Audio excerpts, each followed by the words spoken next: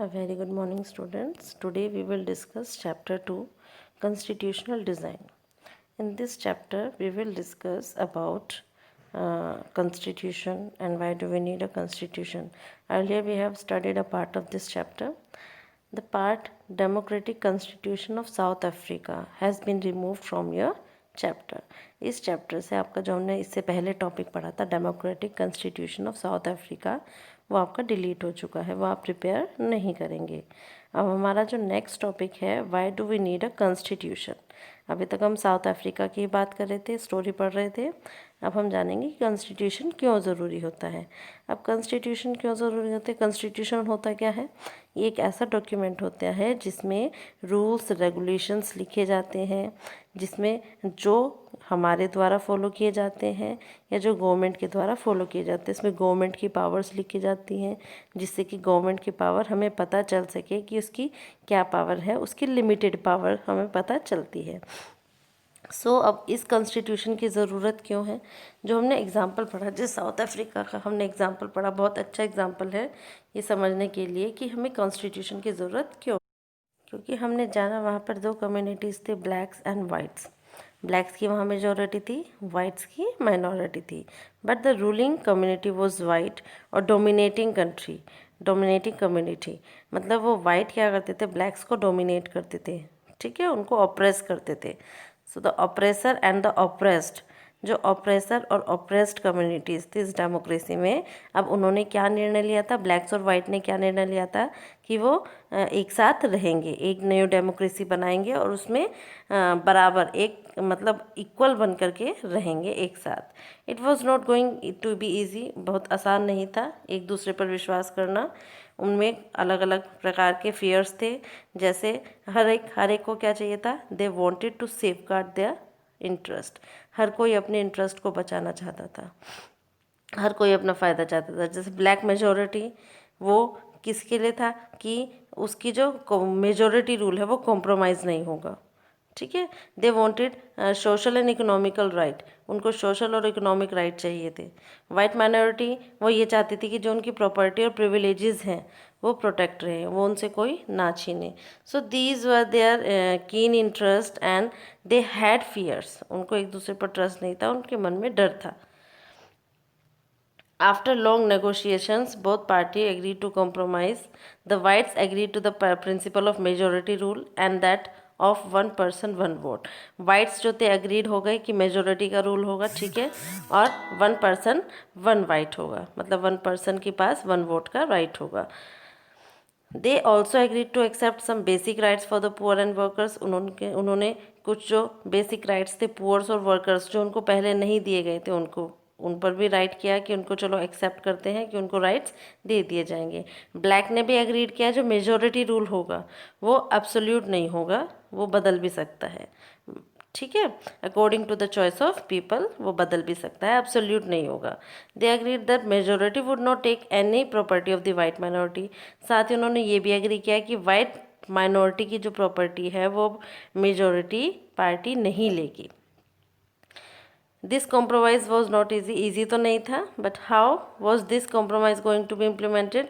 Even if they managed to trust each other, what was the guarantee that this trust was not to be broken in future. अब ये जो compromise वो उन्होंने किया था, ये ईजी तो नहीं था, लेकिन ये कैसे किया जाएगा, कैसे वो एक दूसरे पर विश्वास करेंगे. क्योंकि ज़रूरी नहीं है कि जो उन्होंने ट्रस्ट किया है वो फ्यूचर में ना तोड़ा जा सके.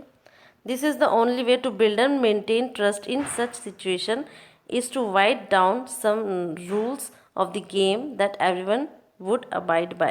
इसलिए क्या किया, अब इस ट्रस्ट को बरकरार रखने के लिए, इस ट्रस्ट को मेंटेन करने के लिए ऐसी सिचुएशन में तो क्या किया गया कि जो रूल्स थे, सम रूल्स को लिख लिया गया, कुछ रूल्स को लिख लिया गया, राइट डाउन कर लिया गया, जिससे कि हर कोई उसको फॉलो करेगा और हर किसी के पास उसकी जानकारी थी. उनको रूल्स को लिख लिया गया. How the rulers are to be chosen in future, वो कौन से रूल थे, जैसे कि रूलर्स कैसे चूज़ किए जाएंगे फ्यूचर में. These rules also determine what the elected government are empowered to do and what they cannot do. साथ ही उन रूल्स में ये भी था कि जो गवर्नमेंट बनी है उसके क्या पावर्स होंगी और क्या वो कर सकते हैं क्या नहीं कर सकते। Finally these rules decide the right of the citizen. साथ ही वो rules right of the citizen भी डिसाइड कर रहे थे कि सिटीजन्स की क्या राइट होंगे। These rules will work only if the winner can not change them very easily. और ये रूल्स तभी काम करने वाले थे जब विनर इनको चेंज ना करे। इट मीन्स ये भी रूल रखा गया कि इसमें कोई भी चेंजेस अपनी इच्छा से नहीं किया जाएगा। So they agreed on some basic rules. They also agreed that these rules will be supreme, that no government will able to ignore these. These set of basic rule is called a constitution. तो उन्होंने इस rules को बनाया, इन rules को के ऊपर agree किया। उन्होंने ये माना कि ये जो रूल्स होंगे वे सुप्रीम होंगे, ये रूल्स हमारे गवर्नमेंट से भी ऊपर होंगे और गवर्नमेंट इनको मतलब इनके इग्नोर करने के लिए एबल नहीं होगी। ये हमारे बेसिक रूल्स होंगे जिसको हमने क्या कहा, कॉन्स्टिट्यूशन। सो कॉन्स्टिट्यूशन बनाना आसान नहीं था। Every country has diverse group of, क्योंकि हर एक कंट्री के अलग अलग डाइवर्स ग्रुप्स होते हैं लोगों के जो एक साथ रहते हैं। Their relationship may not have been as bad as between whites and blacks. लेकिन पूरे विश्व में अलग अलग लोगों के अलग अलग ओपिनियन और अलग अलग इंटरेस्ट होते हैं, तो इनको कंबाइन करने के लिए, ऐसे लोगों को एक साथ रखने के लिए हमें कॉन्स्टिट्यूशन की ज़रूरत पड़ती है। क्योंकि अलग अलग ओपिनियन और इंटरेस्ट रखने वाले लोगों का ज़रूरी नहीं है कि एक दूसरे पर ट्रस्ट हो, तो वो ट्रस्ट मेंटेन करने के लिए हमें क्या करना पड़ेगा, कुछ बेसिक रूल्स लिखने पड़ेंगे जो कि सिर्फ गवर्नमेंट तक ही अप्लाइज नहीं होंगे, सब लोगों तक अप्लाइज होंगे और साथ ही कोई भी उन रूल्स को अपनी इंटरेस्ट के अकॉर्डिंग चेंज नहीं करेगा। So this for this we need constitution. Thus, constitution of a country is a set of written rules that are accepted by all people living together in a country। इसलिए constitution क्या होता है, एक set होता है, एक rules, written rules का set होता है जो वहाँ के रहने वाले हर एक व्यक्ति के द्वारा एक्सेप्ट किया जाता है। It is the supreme law that determine the relationship among people in living in a territory called citizens and also the relationship between people and the government. ये एक सुप्रीम लॉ होता है जो हमें क्या बताता है, ये डिटरमाइन करता है कि वहाँ जो रह रहे हैं लोग उनके बीच में रिलेशनशिप कैसा होगा, साथ ही वहाँ के जो लोग हैं और जो वहाँ की गवर्नमेंट है उन दोनों के बीच का रिलेशनशिप कैसा होगा, ये सब हमें ये बताता है कॉन्स्टिट्यूशन। सो कॉन्स्टिट्यूशन बहुत सारी चीज़ें करता है, कई सारी ऐसी चीज़ें जिसके लिए हमें कॉन्स्टिट्यूशन की रिक्वायरमेंट होती है, नीड होती है। First, it generates degree of trust generate करता है, हमें विश्वास जगाता है हमारे मन में। हमें पता है कि अगर हमारा कॉन्स्टिट्यूशन है, कॉन्स्टिट्यूशन में लिखे हमारे राइट्स हैं, तो उन राइट्स को हमसे कोई नहीं छीन सकता।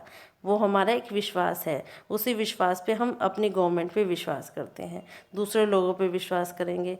मतलब कि अगर हमारे पास राइट है कि हमें पूरी आज़ादी है, हम एक जो काम कर रहे हैं, जो लीगल काम कर रहे हैं उसको करने में हमें पूरी आज़ादी है, तो हमें पता है हमारे कॉन्स्टिट्यूशन में ऐसा लिखा है, तो कोई भी और पर्सन उसमें इंटरफेयर नहीं कर सकता।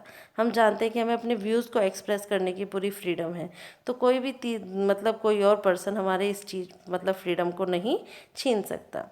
क्यों, ये इसीलिए क्या है, हमें ट्रस्ट है, हम एक दूसरे के साथ ट्रस्ट और कोऑर्डिनेशन के साथ रह रहे हैं। Second, it specify how the government will constituted, who will have the power to take which decision.